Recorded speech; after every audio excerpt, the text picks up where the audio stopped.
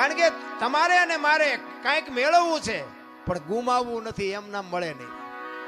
92 લાખ માળવાનો ધણી ભરથરી છે ને, જોજો વિચાર કરજો કે પિંગળાનો એક ઇતિહાસ એવો છે કે અશ્વપાળ પાસે રાતે ગઈ હતી અને ભરથરી આ જોઈ ગયો ને આમ થયું ને તેમ થયું ને આવી બધી વાતો છે. એ વાત ખોટી છે એવું મારો દાવો નથી, પણ હું તમને એક વાત કહું કે 92 લાખ માળવાનો ધણી હોય એનું બૈરું આવું જેવું તેવું હોય એવું હોય જ નહીં. પણ આમાં શું છે કે સાચો ઇતિહાસ બધા દબાવી રાખ્યો છે, પાદરી ઉથડક વાતો કરે. આ રામાયણમાં છે ને, રામાયણમાં તે બાપુ કેટલી ઊંધી વાતો ચિતરી નાખી છે. રામાયણ છે કંઈક જુદી, દુનિયા ઊંધી કરી નાખી છે. એ 92 લાખ માળવાનો ધણી ભરથરી પિંગળા વગર બાપુ એક સેકન્ડ નો રહે કે ઈ પિંગળાને છોડીને બાપુ સાધુ બની ગયો હોય છે. કેમ બન્યો હોય છે વિચાર કરજો. એકવાર ભરથરી બાપુ શિકાર કરવા માટે જાય છે, 2-5 સૈનિકો છે હારે.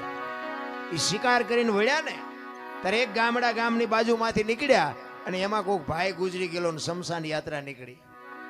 એ શમશાન યાત્રા જાતી હતી ને, વાંહે એક બેન માથા પસાડતી જાતી, વાળ તોડતી જાતી.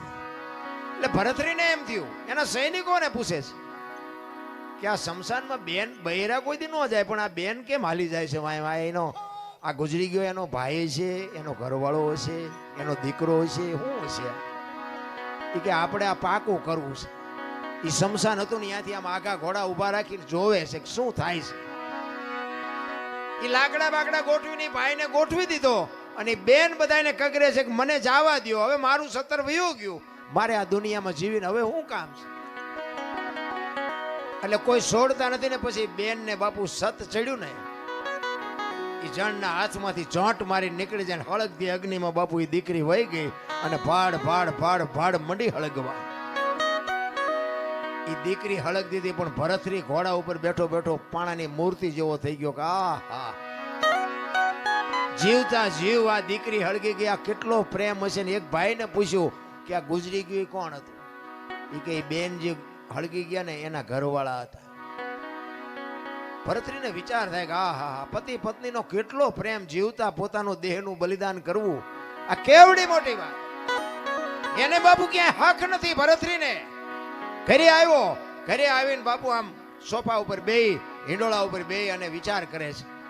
પિંગળા પૂછે છે કેમ આજ કઈ બોલતા નથી? પાણી લઈ આવું, ચા લઈ આવું, જમવા લઈ આવું? એ કે પિંગળા આજ મેં એક સપનું એવું જોયું ને, એક ચિત્ર એવું જોયું કે મારું મગજ હજી કામ નથી કરતું. પિંગળા કહે છે કે એવું શું તમે